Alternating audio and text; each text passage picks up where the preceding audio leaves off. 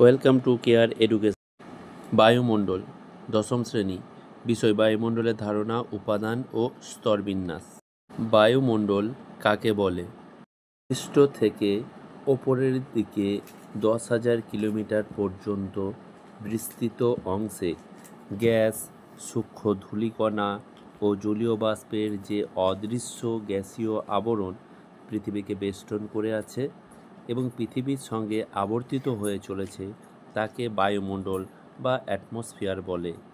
বায়ুমণ্ডলের উপাদান। বায়ুমণ্ডলের উপাদানগুলি হল গ্যাস, জলীয় বাষ্প ও কঠিন কণা। কঠিন কণার মধ্যে রয়েছে ধূলিকণা ও জৈব পদার্থের মিশ্রণ। বায়ুমণ্ডলের প্রধান গ্যাসীয় উপাদানগুলির নাম ও তার পরিমাণ। বায়ুমণ্ডলের প্রধান গ্যাসীয় উপাদানগুলির নাম ও পরিমাণ।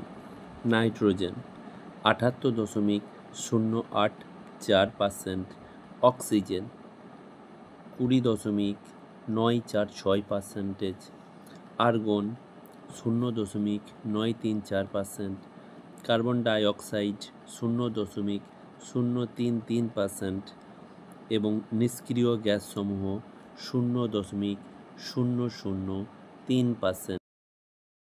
বায়ুমণ্ডলে কোন গ্যাসের পরিমাণ সর্বাধিক? নাইট্রোজেন, শতকরা 78%।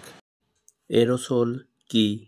বায়ুতে ভাসমান কেবলমাত্র কঠিন সূক্ষ্ম ধূলিকণা, বালি, কার্বন ও লবণকণাকে একত্রে এরোসোল বলে। এসপিএম কি?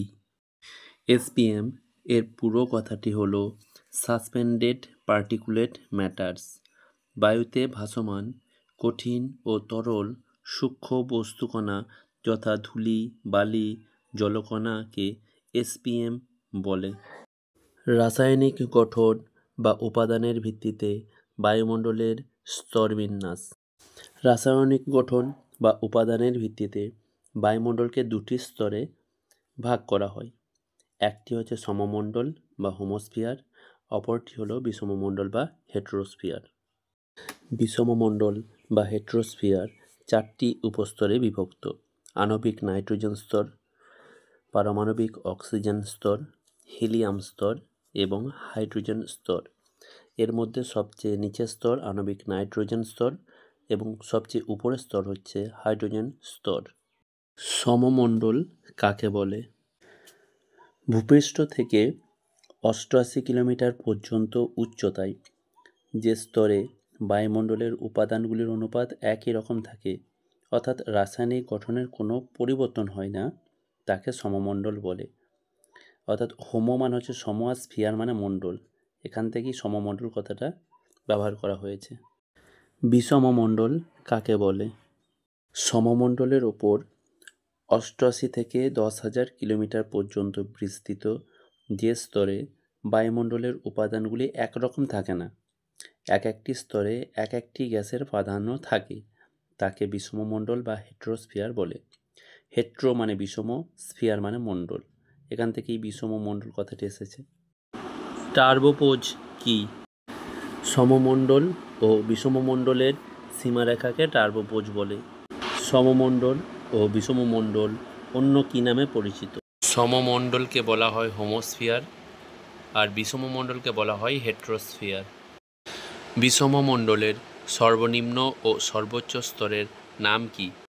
বিষমমণ্ডলের সর্বনিম্ন স্তর হচ্ছে আণবিক নাইট্রোজেন স্তর আর সর্বোচ্চ স্তর মানে সবচেয়ে উপরের স্তর হচ্ছে হাইড্রোজেন স্তর।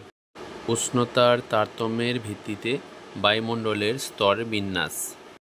উষ্ণতার ভিত্তিতে বায়ুমণ্ডলকে 6টি স্তরে ভাগ করা হয়, যথা একেবারে নিচে রয়েছে ট্রপোস্ফিয়ার, তারপর স্ট্র্যাটোস্ফিয়ার, মেসোস্ফিয়ার, থার্মোস্ফিয়ার, এক্সোস্ফিয়ার ও ম্যাগনেটোস্ফিয়ার।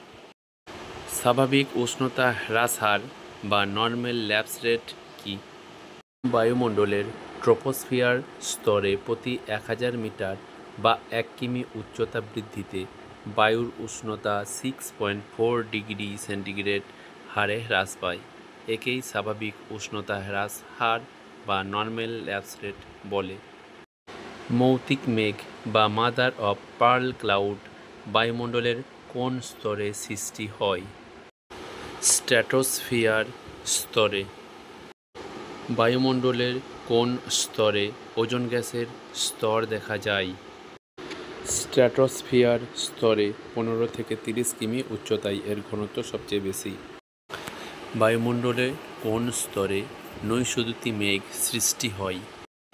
মেসোস্ফিয়ার স্তরে। বায়ুমণ্ডলের শীতলতম স্তরটির নাম কি?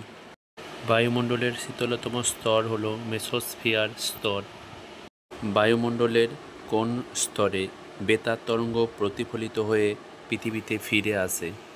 বেতার তরঙ্গ প্রতিফলিত হয়ে পৃথিবীতে ফিরে আসে থার্মোস্ফিয়ার স্তর থেকে। ভ্যান অ্যালেন বিকিরণ বলয় কি? নিরক্ষীয় অঞ্চলে প্রায় 3000 কিমি ও 16000 কিমি উচ্চতায় ইলেকট্রন ও প্রোটন আয়নগুলি বলয়াকারে অবস্থান করায় দুটি ঘন বলয়যুক্ত ম্যাগনেটোপোজকে ভ্যান অ্যালেন বিকিরণ বলয় বলে। এটি সাধারণত ম্যাগনেটোস্ফিয়ার স্তরে দেখা যায়।